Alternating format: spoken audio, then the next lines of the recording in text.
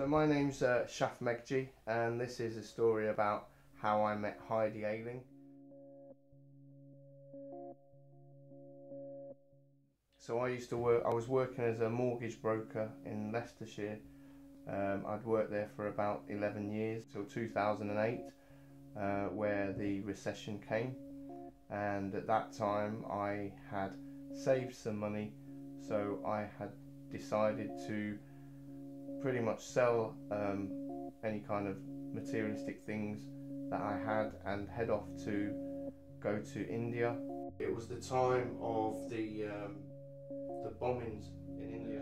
My mum was really almost against me going, and I was having second thoughts, and in the back of my mind I was thinking, this is going to be difficult, this is a challenge.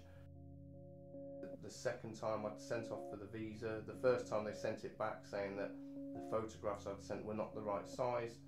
The second time they sent it back saying that I'd signed in the wrong place, and it just felt like everything was telling me not to go. And I had to send off for a visa for the third time, and the time for me to go was becoming very short now, so it was only a week. So I decided to go to Birmingham to get the visa in person.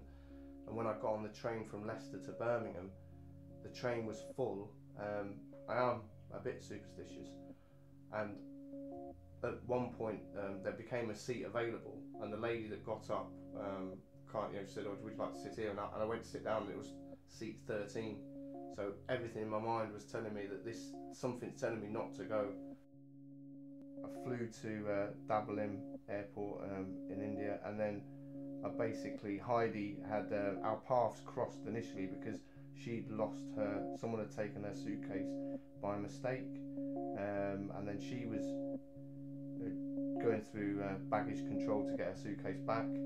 At that time I was outside, and somebody was saying to me, "Oh, do you want to come and stay at my hotel, and I can do you a good deal," and da da da da. And so I saw the nearest person to me being Heidi, just said, "Look, can you just talk to me for a minute and kind of get rid of this bloke who's heckling me?" And we got chatting, and then I said to Heidi, "Where are you going?" I said, "Do you want to go to Palolem Beach with me? So we'll share a taxi there." So we shared a taxi to go to Palolem. We got to Palolem, and we hired, we rented 2 beach huts next door to each other. I think they were about £5 a night each. We rented those, put our bags in, walked down to a bar to get some drinks and some food, and we pretty much talked for, must have been about 10 days. We just talked and talked and talked and talked about this, that and everything. And I pretty much knew at that point that she was something very akin to myself, very special. My other friends had gone to see the Taj Mahal. I'd never wanted to go to the Taj Mahal, which I explained to Heidi that I'd never wanted to go.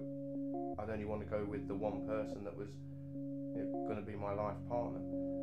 So I think on the 4th day of us knowing each other, I kind of slipped in, "Would you like to go one day to the Taj Mahal with me?" And that was pretty much my cowardly way of proposing to her, and knowing that if she'd have said no, then I wouldn't feel too rejected. But she was hoping that I'd ask her, really. So that was how we pretty much got engaged.